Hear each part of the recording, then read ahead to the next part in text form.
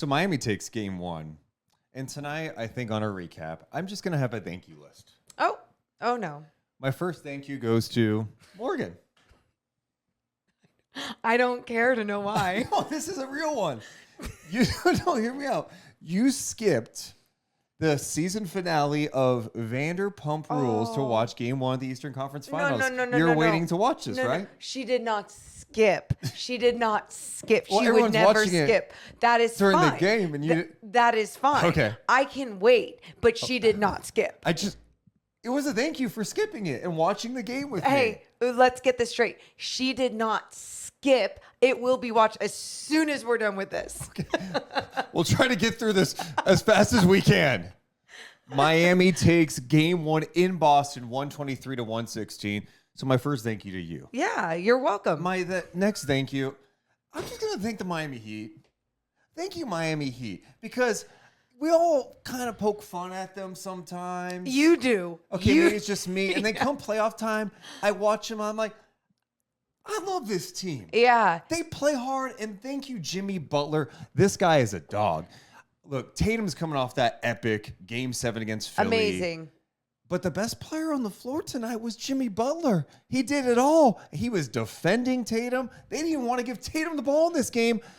Listen to his numbers, okay? Yeah. Jimmy Butler tonight, Morgan, 35 points. Okay. 7 assists. Okay. 5 rebounds. 6 steals.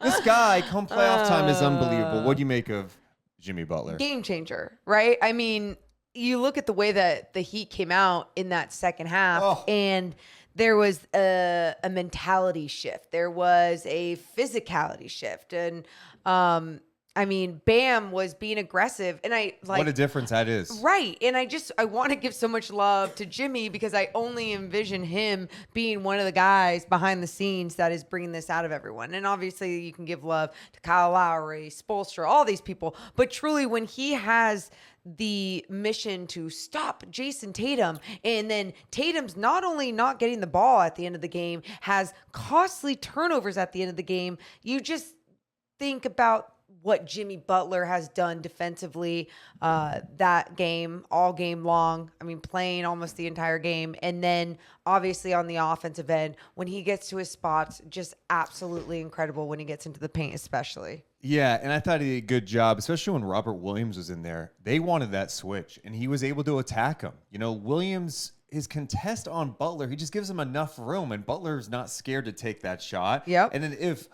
Williams commits too much, Butler's a really gifted passer. Even when help comes, he can find the open guy. The guy's just a gamer. I just love watching him play.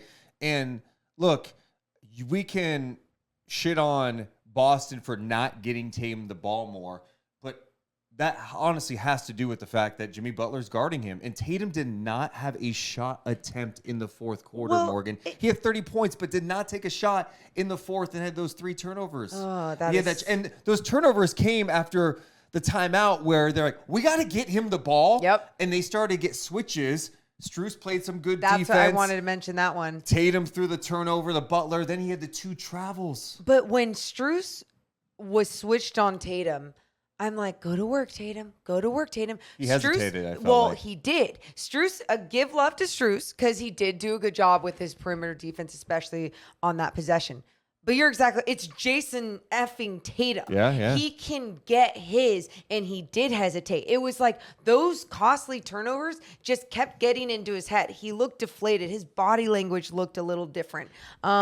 He didn't look ready for that moment, which we've seen him so ready for other moments. And I think something that we've consistently talk about, and I think the narrative is around Jason Tatum, is that times that he's not consistent, that he's inconsistent on the floor, has these big star moments and then has moments where he just shuts down. And it felt like that happened, especially in the second half of this game.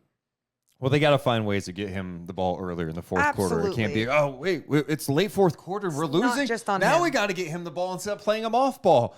But Miami, what a response by them tonight. And we knew going into this, their game plan was, all right, we're going to run Boston up the 3-point line.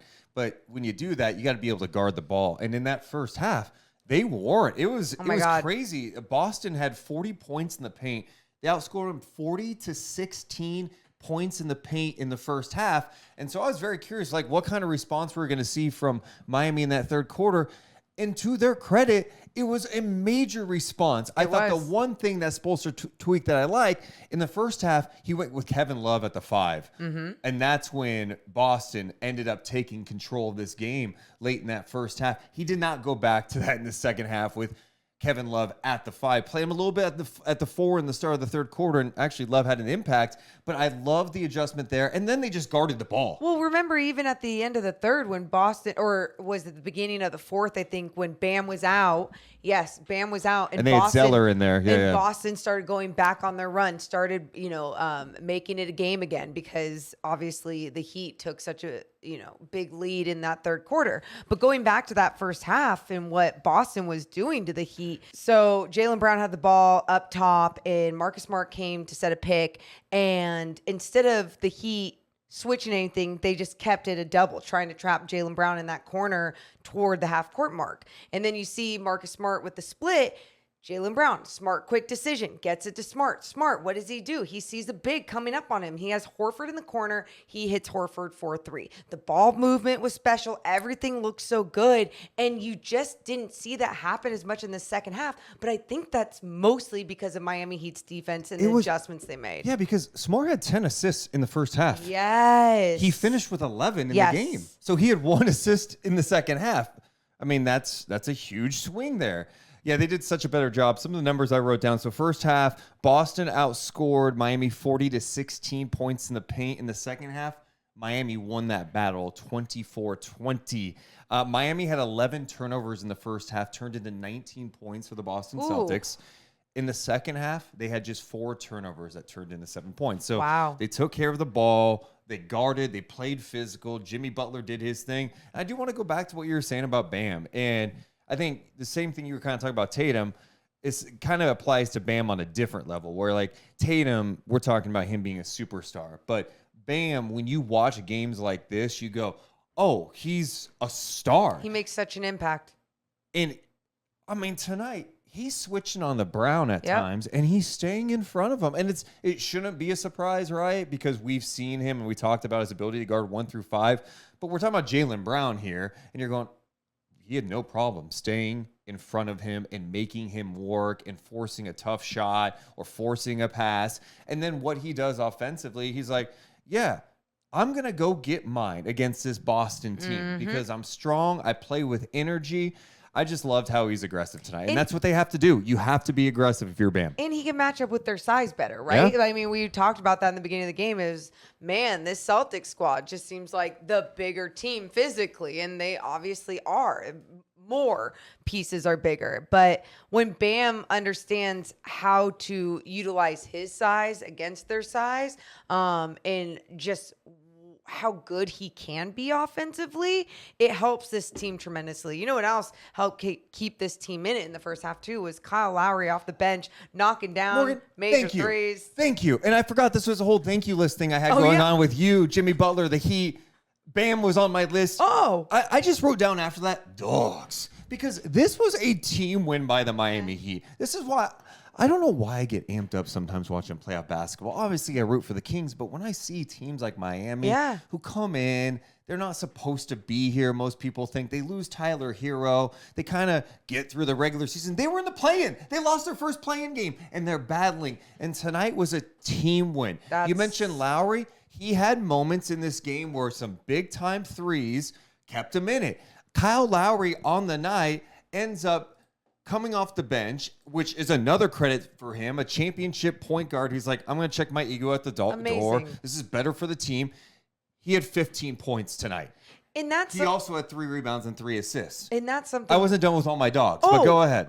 Before you go to your other dogs, that was something you and I talked about while watching this game. We were just like, you got to give so much more love to Kyle Lowry for never making a fuss about coming off the bench or anything. And it's like, some people might say, why? Like, he should accept his role. But so many champions, former champions, whatever, They don't accept the role. They don't understand to evolve their game and adjust and be in a role that fits for that team. And Kyle Lowry, just a smart vet, understands it, gets it. There's so much discipline with this team. Who else is your dog? Well, it's pretty much everyone who played for Miami tonight. I mean, Duncan Robinson and Cody Zeller weren't much of a factor, but like I felt like the guys who did end up playing tonight had moments where like that's what you need. Like it goes back to Lowry in that second quarter coming out with a quick 8 points. That energy, cool. Yeah. Gabe Vincent. This man. The guy took 6 shots. He had 15 points. He had 3 rebounds. He had 2 assists. He had a steal. He played 36 minutes tonight. And he plays so hard. So hard. If you watch him on offense, he is sprinting down the floor in transition. He's moving off ball to try to get any look for 3. And then defensively, what he does, there we go. The guy just competes. Yep. You know, he goes out there and he is he's the perfect Miami Heat player. He really is, because he listens and he does a really good job at everything. He defensively stays in front of guys, and then on top of staying in front of guys, usually guards, he holds his own against bigger guys. Like, you see his strength even for a smaller guard out there. And then on top of that, he sacrificed his body and took that charge from Jaylen Brown. The officials ended up calling an and one for Jaylen Brown to go to the free throw line. But I'm like, how is that a block and not a charge? If that was... He puts his body on the line. He's always doing that. If it was a different name there, they're calling that a charge. And just Gabe Vincent, incredible job, deserves all the respect in the world. So he had 15. The other guy who had 15 and 13 in the third quarter, Max Strus. Yeah. How big was he in that third quarter? And that third quarter ended up being 46-25 Miami. Kevin Harlan mentioned that Miami Heat were one of the worst third quarter scoring teams in the league this season. On top of that, Max Strus, they mentioned on the broadcast, didn't even have his first field goal until like midway through the second, right? So he didn't get off to a hot start and then really just finished so strong for this team and came up with a big defending play against Jason Tatum as well. Yeah, Marcus Smart for Boston tonight. We mentioned he had the 10 assists in the first half, only 1 in the second half. He had a double-double, 13 points, 11 assists. His scoring has been pretty impactful during the playoffs. He only took 7 shots tonight, right? I just feel like the balance was kind of out of whack for Boston. We mentioned Tatum not taking a shot in the fourth quarter. It was just kind of a weird game. And it was strange to see a game in which Boston was 10 of 29 from 3 when they love shooting the 3. And this is the game plan Spoelstra has out there. They don't want to get killed from 3, and they want to trust their defense, their guys to defend and not getting crushed in the paint. In the second half, especially in the third quarter, Miami did that job tonight. And then their dogs stepped up in a big way. So, you know, this series, who knows where it's going to go. Yeah. But if you're Miami, you got the first one. You just got game 1. You got to feel big. Really good. You got to feel really good, especially because you came back from being down in that first half. And it deflated the crowd. It deflated the Celtics squad. And that's the kind of stuff you got to do. Just play your game and grind it out.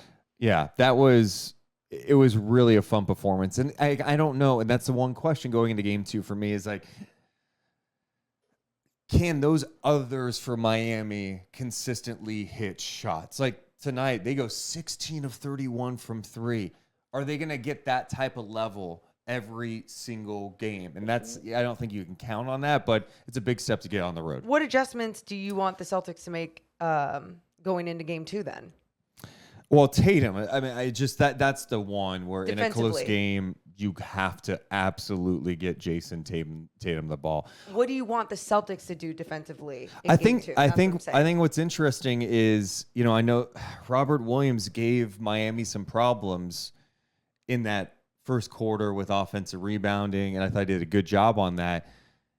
They go with that jumbo lineup, and I like that lineup. I don't know if you bail on it yet, but at the end of the game, Mazzulla did bail on it because as good of a defender as Robert Williams can be, especially we saw that block he had on Zeller. That was nasty. They were hunting him. Jimmy Butler was hunting him. Jimmy Butler had the ball. They'd run screen roll. They'd get the switch, and you can't switch that because I think Jimmy is comfortable in that situation. So do they play smaller to match up a little bit more? Do they make a tweak with the starting lineup, put Derek White back in the starting lineup and have Williams come off the bench? I don't know. That's one thing. I can't wait for game 2. This series fires me up. I'm in it. I'm stoked. One more thank you. What's your last thank you?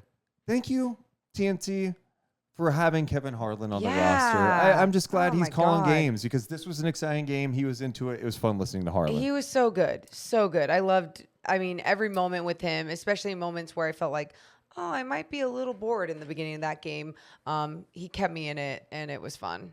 And thank you for watching this. If you like what you watch, make sure to hit the thumbs up button. Make sure you're subscribed. We're dropping content daily all year long. Appreciate your guys' support. Love you. Bye.